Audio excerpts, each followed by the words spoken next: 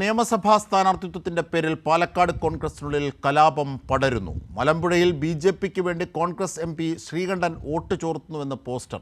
കോങ്ങാട് മണ്ഡലത്തിൽ ഭാര്യയെ ജയിപ്പിക്കാൻ ബിജെപിയുമായി ധാരണയിലെത്തിയെന്നും ആരോപണം. സേവ് ഇന്ത്യൻ നാഷണൽ കോൺഗ്രസിന്റെ പേരിലാണ് പോസ്റ്ററുകൾ പതിച്ചിരിക്കുന്നത്. പാലക്കാട് നിയോജക മണ്ഡലത്തിൽ മത്സരിക്കണമെന്ന് ഷാഫി പറമ്പിലും ആവശ്യപ്പെട്ടു. നിയമസഭാ തെരഞ്ഞെടുപ്പിന് മുമ്പേ തമ്മിലടി തുടങ്ങി പാലക്കാട് കോൺഗ്രസ്.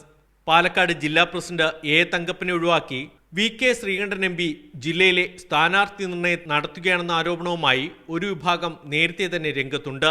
ഇതിനു പിന്നാലെ മലമ്പുഴയിൽ ബി.ജെ.പി ജയിപ്പിക്കാൻ ശ്രീകണ്ഠൻ ധാരണയുണ്ടാക്കിയെന്ന് ചൂണ്ടിക്കാണിച്ച് പാലക്കാട് നഗരത്തിൽ ഫ്ലെക്സുകൾ ഉയർന്നു. കോട്ട മൈതാനത്തടക്കം ശ്രീകണ്ഠനെതിരെ പോസ്റ്ററുകൾ. മലമ്പുഴയിൽ ബി.ജെ.പി സംസ്ഥാന വൈസ് പ്രസിഡന്റും പാലക്കാട് ജില്ലയിലെ മുതിർന്ന നേതാവുമായ കൃഷ്ണകുമാറിനെ ജയിപ്പിക്കാനാണ് വി.കെ. ശ്രീകണ്ഠന്റെ ശ്രമം. ദുർബല സ്ഥാനാർത്ഥിയെ കോൺഗ്രസ് മത്സരിപ്പിക്കും. CPIM-ൽ നിന്ന് പുറത്താക്കപ്പെട്ട എ. സുരേഷാണ് കോൺഗ്രസ് സ്ഥാനാർത്ഥി. ഇത് ബി.ജെ.പി നേതാവിന് വോട്ട് മറിക്കാനാണെന്നാണ് ആരോപണം.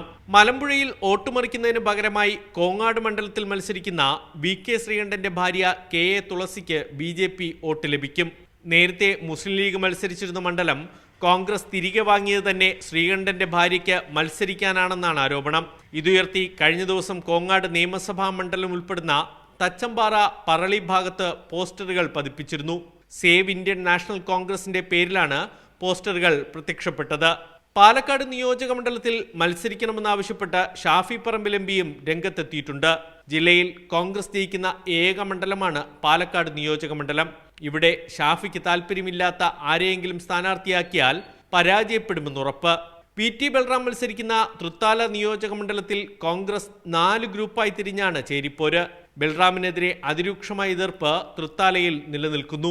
കൈരളി ന്യൂസ്, പാലക്കാട്.